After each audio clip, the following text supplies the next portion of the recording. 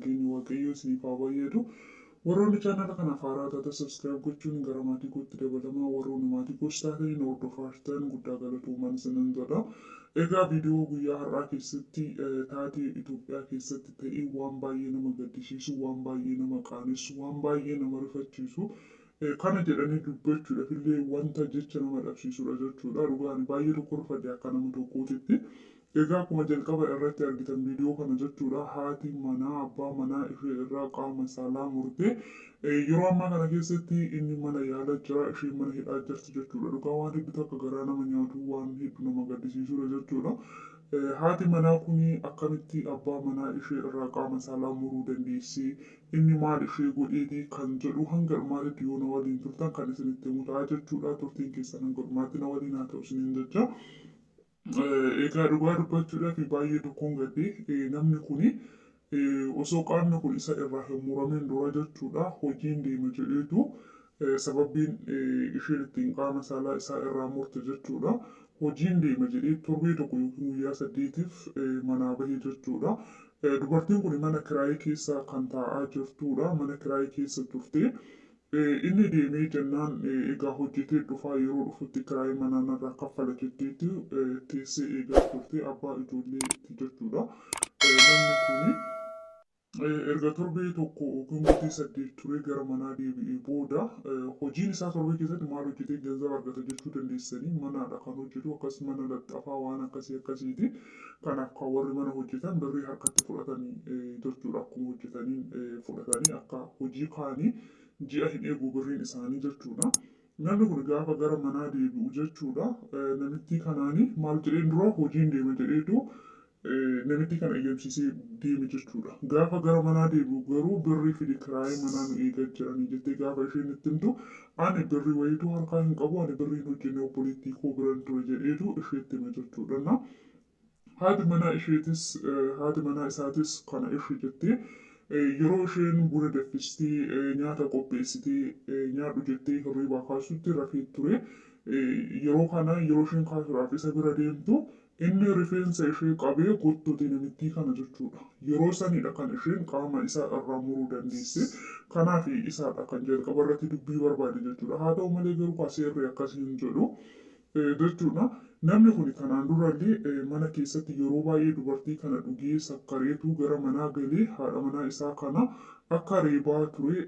Warroonni ollaatillee gaafa isheen gocha kana isaa irratti raawwattu inni iyyuu yeroo hunda waan isaa wal lolaniifiyyuu namoonni ollaa hin rifanne jechuudha. Sababbiin isaa yeroo hunda inni dhugee galeetu ishee jeeqa mana keessatti waan ta'eefu baratamaadha jedhaniituma yeroo hunda isaa wal iyyisiisan jedhaniituma callisan jechuudha. Garuu iyyi jabaattee gaafa isaan deemanu inni haala saniin qaamni isaa irraa citeetu jira.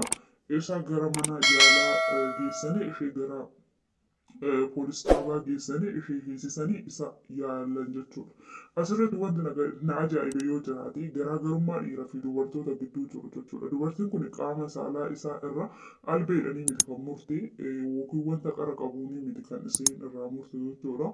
Yeroo inni rifeensa ishee qabee ishee gottutu isheenis harkaan qabdeetu irraa kutte jechuudha. Walumaa galatti akkasittidha jechuudha. Akkasuyyuu gootee jechuudha.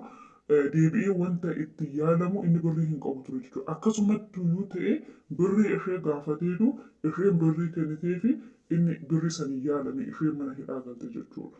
Osoo dhiira ta'ee garuu birrii kana isheedhaaf hin kennu ture. Dubartiin hanga kana hunda garaa raafti jechuudha. Bichaan baay'ee tokko na ajaa'ibe. As keessatti namni kun kiraayii manaa akka isheedhaa hin kaffalle maqaadhaaf akka ishee waliin jiraachaa ture.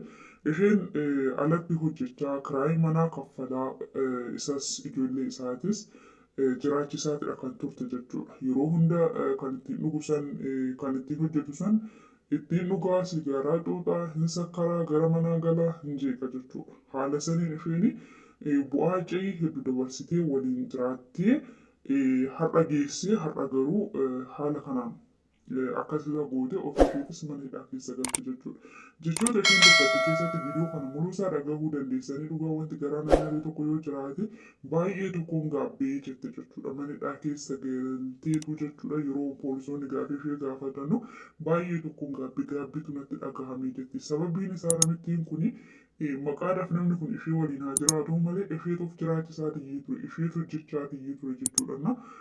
Nan boqadha hin jettu yeroo kamiyyuu in hojjetti kiraayee manaa ishee ofirraa kafalti jechuudha. Garuu guyyaa takkitti sanuu dogongortee sila inni ishee rifeensa ishee qabee ishee gottotee fi isheen isa irraa harkistee isheenis irraa kutte jechuudha. Garuu hamma seera jala oolteetiidha kan jirtu.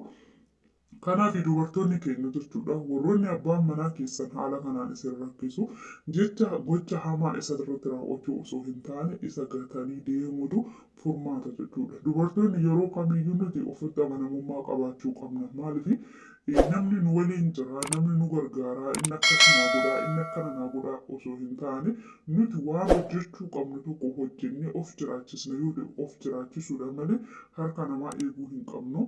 Deebinee immoo nama tokko isarraa waa eegna yoo ta'e namni sun yoo waan of hin kennine ta'e nama sanatti aaruu dandeenya jechuudha. ግን namni sun akka hin jirreetitti iyyuu ilaaluun barbaachisaadha. Nama akkasii sakkaaraamii waan akkasii godhu jireenya namaatiif nama hin fayyadne kana jireenya nama balleessu kanaaf jecha jireenya ofii balleessuun gaarii miti jedheen yaadaan akka nama tokkootitti jechuudha. Dhugaa dubartiin kun gaafa dubbatu hedduu akka nama gaddisiiste jechuudha. Aarsaan isheen jireenya ishee keessatti kafalte waan qallaalii miti jechuudha. Yeroo poolisoonni ishee gaafatan garuu mootuu kaaseerri balleessituu ishee godhee jira. Sababbiin isaa irraa kuttee jirti. Namni kun amma yaalarra jira. Ishee mana hidhaa keessa jirti. Ijoolleen isaanii badheetti haftee tiyyee jirtu jechuudha jara kana jechuudha. Waan hedduu akka garaa nama nyaatudha dhugaa dubbachuudha fi kanaaf waan tokko nama irratti gaafa raawwannu nuti jireenyi keenya badaa akka deemu yaaduun barbaachisaadha jechuudha. Itti dadhabdee ijoollee ishee jiraachisaa mana kiraa ishee kaffalachaa ofii ishee of jiraachisaa jirti jechuudha. Yaada maqaadhaan waliin jiraata malee jettee isheen jechuudha. Maqaadhaaf ishee waliin jiraata malee kan ittiin hojjetu san ittiin dhugaa gaafa birriin irraa fudhatee sigaaraa ittiin deemee dhugutu jira. San hunda aarsaa itti kafalteetu har'a garuu ijoollee isheetis baay'eetti gatte ofii isheetii mana hidhaa keessa jirtu jechuudha. Dhiira hin rabbaaneef, dhiira hin taaneef, dhiira jireenya isheetiif hin yaadneef jecha har'a dubartiin kun jireenya ishee mana hidhaa keessa ta'e jechuudha. Bu'aacii yookiin aarsaa hedduu rakkinni hedduun akka mana hidhaa keessatti ishee irra gahaa jiru afaan isheetiin dubbatte jechuudha. Ani namichi hojii gaarii hojjete hin jedhu. Namittiinis hojii gaarii hojjette hin jedhu. Irratti murteessuu hin danda'u jara dachirrattu jechuudha. Garuu osoo kana irratti hin raawwatin dura amala isaa, haala isaa, adeemsa isaa agartee gattee deemtee ofii isheetii of jiraachiste ni dandeesse jechuudha. Har'a garuu ijoolleen miidiyaa irratti jala hafte. Isheedha kan isa jiraachisaa ture mana kiraas kan kafalaa ture jechuudha. Gaafa namni tokko wal lolu yeroo baay'ee haati manaa fi abbaan manaa gaafa wal lolanii ollaan illee hanga kan hunda nama ifachaatii deema jechuudha. Nama salacha'aa deema jechuudha. Isaan baratanii jiran isaan yeroo hunda iyya yeroo hunda akkas ta'an namaan jedhan jechuudha. Abbaan manaa yeroo baay'ee sakkaree galee haadha manaa isaa jeequ mana keessatti ollaan illee gaafa isheen iyyitu yookiin gaafa waca isaan gidduutti dhaga'anii barnoota jedhan jechuudha. Osoo inni iyyuu ishee ajjeese hin dhaqqabaniif jechuudha. Dubartiin kun amma akkas taate osoo yeroo kaan isaan nageenya qabaatanii jaalala qabaatanii yeroo baay'ee waliin iyyisiisan ta'e wajni iyyi mana isaaniitti hin dhagahamu ta'e namni illee gizeedhaan dhufaniitu jara kana addaan qabaniitu tarii isheenis mana hidhaa galuu dhabuu dhiisti jechuudha. Hanga kan hunda isa miidhuu dhabuu dhiisti jechuudha.